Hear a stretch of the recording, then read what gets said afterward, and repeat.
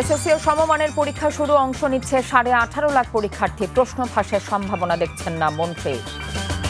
এখনো কাটেনি জ্বালানি তেল সংকটে ভোগান্তি, দ্রব্যমূল্য বাড়লে মেনে নেবার আহ্বান তথ্য উপদেষ্টার। দেশজুড়ে ভ্যাপসা গরমে অতিষ্ঠ জনজীবন, লোডশেডিংয়ে ব্যাহত হচ্ছে এসএসসি পরীক্ষার্থীদের প্রস্তুতি। দ্বিতীয় দফার আলোচনা, ইসলামাবাদে মার্কিন প্রতিনিধি দল আসেন। ইরান আলোচনা নিয়ে শঙ্কা।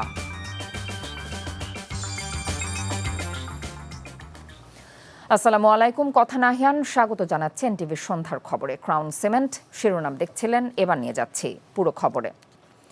সচিবালয়ে প্রধানমন্ত্রী তারেক রহমানের সঙ্গে বৈঠক করেছেন news papers owners association of Bangladesh নোয়াবের নেতারা। বৈঠকে সংবাদপত্র শিল্পের বর্তমান সংকট, অর্থনৈতিক চাপ, গণমাধ্যমের স্বাধীনতা এবং সাংবাদিকদের বিরুদ্ধে মামলা সংক্রান্ত বিষয় সহ বিভিন্ন ইস্যু তুলে ধরা হয়। বৈঠক শেষে নোয়াবের সভাপতি মতিউর রহমান চৌধুরী জানিয়েছেন, সংবাদপত্র শিল্প বর্তমানে অর্থনৈতিক চাপ সহ বিভিন্ন সংকটের মধ্যে রয়েছে। এসব বিষয়ে প্রধানমন্ত্রী আন্তরিকতার সঙ্গে কথা শুনেছেন এবং বেশ কিছু দাবি দাওয়ার বিষয়ে একমত হয়েছেন।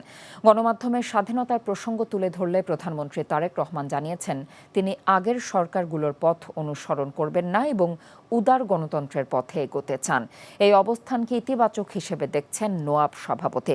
গ্রেফতারকৃত সাংবাদিকদের বিষয়ে প্রধানমন্ত্রী বলেন, কেউ বিনা কারণে কারাবন্দী রয়েছেন কিনা বা হয়রানির শিকার হয়েছেন কিনা তা খতিয়ে দেখা হবে।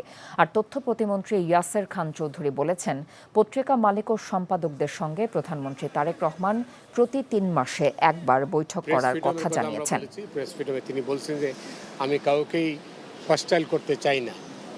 এটা খুব ভালো কথা। কোন রাষ্ট্রপ্রধান, সরকার প্রধান এটা বলেন নাই। আমরা এটা ওনাকে স্মরণ করেছি যে আগের সরকারগুলো কি করেছে, তিনি এটা জানেন সবই। উনি বলেছেন যে আমরা সেই পথে যাব না। 3 মাস অন্তর অন্তর বসার আমরা একটা শিডিউল করেছি। আগামী 3 মাস পরে অলরেডি বসার জন্য একটি তারিখ নির্ধারণ করা হয়েছে। তো আমরা 3 মাস পর বসে ওনাদের সমস্যার কথা বা আমাদেরকে যে ওনারা পরামর্শ দিবেন সেটা আমরা ওনাদের কাছ থেকে মাননীয় প্রধানমন্ত্রী শুনবেন। সবশেষ 24 ঘন্টায় হাম ও হামের উপসর্গ নিয়ে আরও 3 শিশুর মৃত্যু হয়েছে। এ নিয়ে মৃত্যুর সংখ্যা দাঁড়িয়েছে 223 জনে। এদিকে আজও রাজধানীর বিভিন্ন হাসপাতালে চিকিৎসা নিচ্ছে শিশুরা। জ্বরের সঙ্গে নিউমোনিয়ার প্রকোপ বেশি দেখা যাচ্ছে জানিয়ে উচ্চমাত্রার জ্বর, খাবারে অরুচি দেখা দিলে দ্রুত হাসপাতালে নেবার পরামর্শ দিয়েছেন চিকিৎসকরা। এদিকে প্রধানমন্ত্রীর উপদেষ্টা ডক্টর জাহিদুর রহমান জানিয়েছেন, গত 15 দিনে 26.5 লাখেরও বেশি শিশুকে হামের টিকা দেওয়া হয়েছে। রিপোর্ট করছেন জাহিদ রহমান। হাম ও উপসর্গ নিয়ে দেশের বিভিন্ন স্থান থেকে বাংলাদেশ শিশু হাসপাতাল ও ডিএনসিসি ডেডিকেটেড হাসপাতালে চিকিৎসা নিচ্ছে শিশুরা। জ্বর ও নিউমোনিয়ার লক্ষণ সহ নানা জটিলতা নিয়ে হাসপাতালে শরণাপন্ন এসব শিশুর বেশিরভাগকে দেওয়া হচ্ছে নেবুলাইজ সাপোর্ট। ঢাকার বাইরে থেকে আসা বেশিরভাগ রোগী অন্য হাসপাতাল ঘুরে এই দুটি হাসপাতালের উপর নির্ভর করছেন। আগে ছিল মুন্সিগঞ্জ সদর হাসপাতালে, সেখান থেকে ঢাকা মেডিকেলে রেফার করছে, সেখানে রাখে নাই, সেখান থেকে এখানে পাঠাইছে। আমরা কালকে রাত্রে ভর্তি করাইছি। 3-4 হাসপাতাল ঘুরে তারপরে এখানে আসছে। আমাদের কোনো হাসপাতালে রাখে নাই, সবাই বলে মহাখালী নিয়ে আসতে। চিকিৎসা শেষে অনেক শিশু সুস্থ হওয়ায় হাসপাতাল থেকে মিলছে ছাড়পত্র। আমরা আসছি 15 তারিখে সকাল 5টায়। এখন আমরা শিশু হসপিটালে যেতেছি, আমাদেরকে রেফার করা হয়েছে ওর পুষ্টিহীনতার কারণে। আজকে 7 দিন ধরে আসছি, 7 দিন হয়ে গেছে, 7 দিন পর যাইতে আসি। হাম হওয়ার আগেই লক্ষণ দেখা দিলে দ্রুত হাসপাতালে নেওয়ার পরামর্শ চিকিৎসকদের। র্যাশটা অ্যাপিয়ার করে, যেটা দেখে আমরা মেইনলি হামটা ডিমার্কেট করি, রোগীরা বোঝে, সেটা আশা করে জ্বর আসার 3 থেকে 4 দিন পরে। তো তখন দেখা যায় যে এর আগ পর্যন্ত রোগীগুলো যেহেতু হাম বলে যে ট্রিটমেন্ট আমরা না নিই, তাহলে দেখা যায় যে এই রোগীগুলো হাম ছড়াতে থাকে। যদি হসপিটালে ভর্তি হয় তাহলে তো আমরা আমাদের গাইডলাইন অনুযায়ী চিকিৎসা করব, আর যদি সে বাড়িতেও থাকে সেক্ষেত্রে তাকে অন্য কিছু স্বাস্থ্যবিধি মেনে চলতে হবে। যেমন একই বাসায় যদি অনেকগুলি বেবি থাকে তাহলে সেই বেবিটাকে একটু আমি আইসোলেট রাখবো। এদিকে সচিবালয়ে প্রধানমন্ত্রীর উপদেষ্টা ডাক্তার জাহিদুর রহমান জানান, শিশুদের হামের টিকা দিতে ব্যাপক সাড়া পড়েছে। হামের টিকা কার্যক্রম চলমান আছে, তার একটা আপডেট হচ্ছে 5 এপ্রিল থেকে 20 এপ্রিল পর্যন্ত 26,50,39 জন শিশু টিকা পেয়েছে। 6 মাস থেকে 59 মাস বয়সীদের প্রায় 1,80,00,000 শিশুকে টিকা প্রদান করা হবে। তার মানে আপনারা ঠিক খেয়াল করছেন, সংখ্যাটা অনেক বড়। আমরা আমাদের সক্ষমতার মধ্যে যতটা সম্ভব খুব দ্রুত এই কাজটা করছি। হামের টিকা চালু হয় দ্রুত সময়ের মধ্যে পরিস্থিতি স্বাভাবিক হবার আশা করছেন চিকিৎসকরা। Zahid Rahman, NTV news, Dhaka. ঋণ খেলাপিদের সঙ্গে কোনো সমঝোতার সুযোগ নেই জানিয়ে অর্থমন্ত্রী আমির খসরু মাহমুদ চৌধুরী বলেছেন, ব্যাংক থেকে টাকা নিয়ে যারা বিদেশে পালিয়েছে তাদের প্রত্যেকের বিরুদ্ধে মামলা করা হয়েছে। জাতীয় সংসদ অধিবেশনে এসালম গ্রুপের ৮০,০০০ কোটি টাকা খেলাপি ঋণ পরিশোধ না করে সমঝোতার মাধ্যমে পুনর্গঠনের সুযোগ দেয়া হচ্ছে কিনা সংসদ সদস্য হাসনাত আবদুল্লার এমন প্রশ্নের জবাবে এসব কথা বলেন অর্থমন্ত্রী। তিনি জানান, পাচার হওয়া টাকা উদ্ধারে ওইসব দেশের সরকারের সাথে চুক্তি ও পেশাদার রিকভারি ফার্ম নিয়োগ করা হয়েছে। তিনি বলেন, বাংলাদেশ এখন পর্যন্ত ৭৮,৬৭.২ মিলিয়ন মার্কিন ডলার বিদেশ থেকে ঋণ নিয়েছে। তবে বিএনপি সরকার ক্ষমতা গ্রহণের পর থেকে ৯০.৬৬ মিলিয়ন ডলার পরিশোধ করা হয়েছে।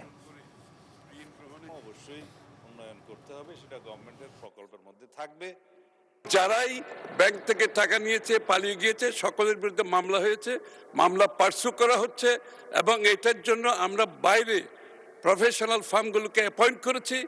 এই টাকা দিয়ে যারা পালিয়েছে এগুলো রিকভারের জন্য একদিকে G2G গভর্নমেন্ট কাজ চলছে, অন্যদিকে রিকভারি যে ফার্মগুলো আছে প্রাইভেটলি তারাও কাজ করছে। ইনশাআল্লাহ আগামী দিনে আমরা এই টাকা রিকভার করতে পারবো। বিচার বিভাগের স্বাধীনতা নিশ্চিত করার কথা সব সরকারই বলে, কিন্তু নিজেদের স্বার্থে কেউ তা করে না বলে মন্তব্য করেছেন সুশাসনের জন্য নাগরিক সুজন সম্পাদক বদিউল আলম মজুমদার। সকালে জাতীয় প্রেসক্লাবে সুজন আয়োজিত বিচার বিভাগের স্বাধীনতা সংস্কার, সাংবিধানিক বাধ্যবাধকতা, আদালতের নির্দেশনা ও জন আকাঙ্ক্ষা শীর্ষক গোলটেবিল আলোচনায় তিনি কথা বলেন।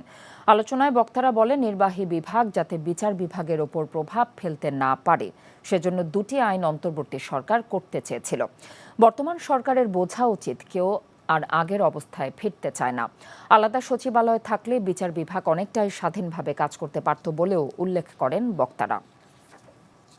রাজধানীর বনানী এলাকায় জাতীয় ক্যান্সার হাসপাতালের উপপরিচালক ডক্টর আহমদ হোসেনকে ছুরিকাঘাতের ঘটনায় শরীফুল ইসলাম করিম সহ ৫ জনকে গ্রেফতার করেছে র্যাব। দুপুরে কারওয়ান বাজারের র্যাবের মিডিয়া সেন্টারে আয়োজিত সংবাদ সম্মেলনে আটক ৫ জনের পরিচয় তুলে ধরা হয়। ২০,০০০ টাকায় তাদের ভাড়া করা হয় বলেও জানায় র্যাব। হামলার পর বনানী থানায় মামলা হলে অভিযান চালিয়ে তাদের গ্রেফতার করা হয়। এদের বিরুদ্ধে আগে থেকেই বিভিন্ন থানায় নারী ও শিশু নির্যাতন সহ একাধিক মামলা রয়েছে। প্রাথমিক তদন্তে টেন্ডার পাওয়া নিয়ে দুই গ্রুপের দ্বন্দ্বের জেরে এই হামলা হতে পারে বলে ধারণা করছে র্যাব। শুল্ক ছাড়ের সুযোগ নিয়ে অনেক ব্যবসায়ী এর অপব্যবহার করেন বলে মন্তব্য করেছেন জাতীয় রাজস্ব board NBR chairman Abdur Rahman Khan. রাজস্ব বাড়ানোর চ্যালেঞ্জ থাকায় এবার কর অব্যাহতির সুযোগ নেই বলেও উল্লেখ করেন তিনি। বিকেলে রাজধানীর আগারগাঁওয়ে এনবিআর কার্যালয়ে প্রাক বাজেট আলোচনায় এসব কথা বলেন তিনি। এনবিআর চেয়ারম্যান বলেন, যেই পরিমাণ রাজস্ব আদায় দরকার তার বেশিরভাগ লক্ষ্যমাত্রায় পূরণ হয় না, তাই কম হোক আর বেশি হোক দেশকে ঋণমুক্ত রাখার জন্য সবাইকে ভ্যাট ট্যাক্স দিতে হবে।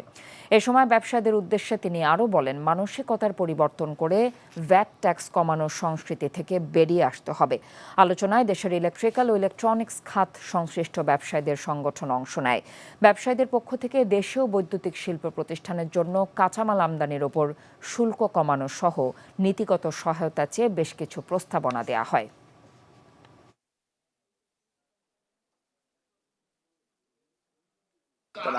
আমাদের টার্গেট হচ্ছে আসলে রেভিনিউ বাড়ানো। আমাদের যে বদনাম ইন্টারন্যাশনালি, আমাদের মতো দেশের যে পরিমাণ রেভিনিউ আর্ন করার কথা আমরা ধারে কাছেও নাই, এই কথাটা বারবার বুঝতে হবে। সুতরাং আমরা যদি প্রত্যেকটা জায়গায় রেভিনিউ ছাড়ের অফার পাই আর ছাড়ের কথাই শুনি তাইলে হবে না। আমাদেরকে যার সামর্থ্য কম সে কম দিবে, যার সামর্থ্য বেশি সে বেশি দিবে। এবারে নারী ক্রিকেট প্রসঙ্গ। রাজশাহীতে সিরিজ জয়ের লক্ষ্যে কাল দ্বিতীয় ওয়ানডেতে শ্রীলঙ্কার বিপক্ষে মাঠে নামবে বাংলাদেশ। শহীদ কামরুজ্জামান স্টেডিয়ামে সকাল 9:30টায় শুরু হবে ম্যাচটি। প্রথম ওয়ানডেতে রোমাঞ্চকর জয়ে সিরিজে 1-0 এগিয়ে আছে বাংলাদেশ। দ্বিতীয় ম্যাচেও পারফরমেন্সের ধারাবাহিকতা রাখতে চায় নিগার সুলতানা জ্যোতির দল। শ্রীলঙ্কার বিপক্ষে প্রথম দ্বিপাক্ষিক সিরিজটা জয় দিয়েই রাঙাতে চায় তারা। আসন্ন নারী টি-20 বিশ্বকাপের আগে খুব বেশি আন্তর্জাতিক ম্যাচ খেলার সুযোগ নেই বাংলাদেশের সামনে, তাই প্রস্তুতির জন্য এই সিরিজটি বেশ গুরুত্বের সঙ্গেই দেখছে স্বাগতিকরা। লঙ্কানদের বিপক্ষে টি-20 সিরিজ শুরুর আগে ওয়ানডে সিরিজ জিতে আত্মবিশ্বাস বাড়াতে চায় বাংলাদেশের মেয়েরা। এ ছিল এনটিভি সন্ধ্যার খবরে। এই খবরের ভিডিও সহ আপডেট জানতে ভিজিট করুন এনটিভি অনলাইন www.ntvbt.com। এছাড়াও এনটিভির জনপ্রিয় সব অনুষ্ঠান ও খবরের আপডেট জানতে ভিজিট করুন আমাদের ইউটিউব ও ভেরিফাইড ফেসবুক পেজ। রাত 10:30 রাতের খবর দেখার আমন্ত্রণ রইল। এতক্ষণ সাথে থাকার জন্য ধন্যবাদ সবাইকে।